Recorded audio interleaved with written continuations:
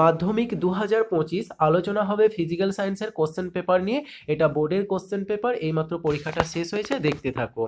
তো প্রথমেই দেখো বিভাগ ক, এখানে এমসিকিউ টাইপের কোশ্চেন।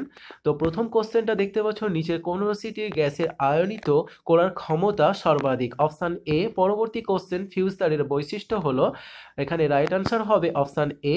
পরে থাকছে 3 নম্বর কোশ্চেন, আধুনিক দীর্ঘ পর্যায় সারণীতে কয়টি শ্রেণী রয়েছে? রাইট আনসার হবে অপশান ডি, অর্থাৎ 18টি। পরবর্তী কোশ্চেন, নিচে কোন যৌগটি সম্পূর্ণ অণু হিসাবে পৃথক অস্তিত্ব নেই? এখানে রাইট আনসার হবে অপশান ডি। পরে থাকছে, নিচের কোন অ্যাসিডটি মৃদু তড়িৎ বিশ্লেষক? সঠিক আনসার হবে অপশান এ। পরে থাকছে, লঘু সালফিউরিক অ্যাসিড মিশ্রিত পটাশিয়াম ডাইক্রোমেট দ্রবণে H2S চালনা করলে কি রং উৎপন্ন হয়? রাইট আনসার হচ্ছে অপশান সি, অর্থাৎ সবুজ। পরে 7 নম্বর কোশ্চেন থাকছে, নিচের কোন আকরিকটি অ্যালুমিনিয়ামের আকরিক? এখানে রাইট আনসার হচ্ছে অপশান বি, অর্থাৎ বক্সাইট। পরে থাকছে, ত্রিবন্ধনী যুক্ত অসম্পৃক্ত হাইড্রোকার্বনটিকে শনাক্ত করো। রাইট আনসার হচ্ছে 8-এর রাইট আনসার অপশান ডি। পরে থাকছে, গ্রিনহাউস গ্যাসটি শনাক্ত করো। এখানে রাইট আনসার অপশান সি, জলীয় বাষ্প। পরে থাকছে, এসটিপিতে 22 গ্রাম CO2 এর আয়তন হলো। রাইট আনসার হচ্ছে অপশান বি, 11.2 লিটার।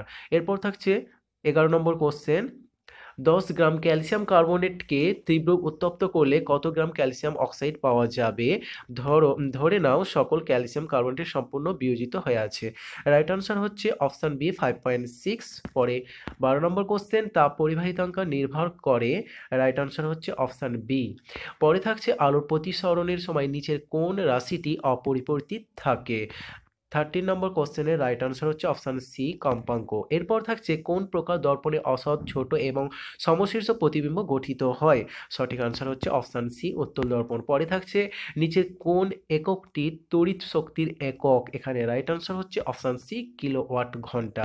পরে খ বিভাগে যে কোশ্চেনগুলো আছে উত্তর দিলে 1 নম্বর করে পাবে। এখানে যে কোশ্চেনগুলো দেখতে থাকো, এদের মধ্যে বাম স্তম্ভ এবং ডান স্তম্ভটা খেয়াল করো, আমি তোমাদের উত্তর জানাচ্ছি।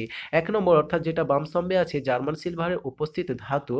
রাইট আনসার হবে ডান স্তম্ভের অপশান ডি, অর্থাৎ এনআই। এরপর থাকছে, ইউরেনিয়মোত্তর মৌল। রাইট আনসার হচ্ছে ডান স্তম্ভের অপশান সি। তারপর থাকছে 3 নম্বর বাম দিকের, ক্যালামাইন থেকে নিষ্কাশিত ধাতু।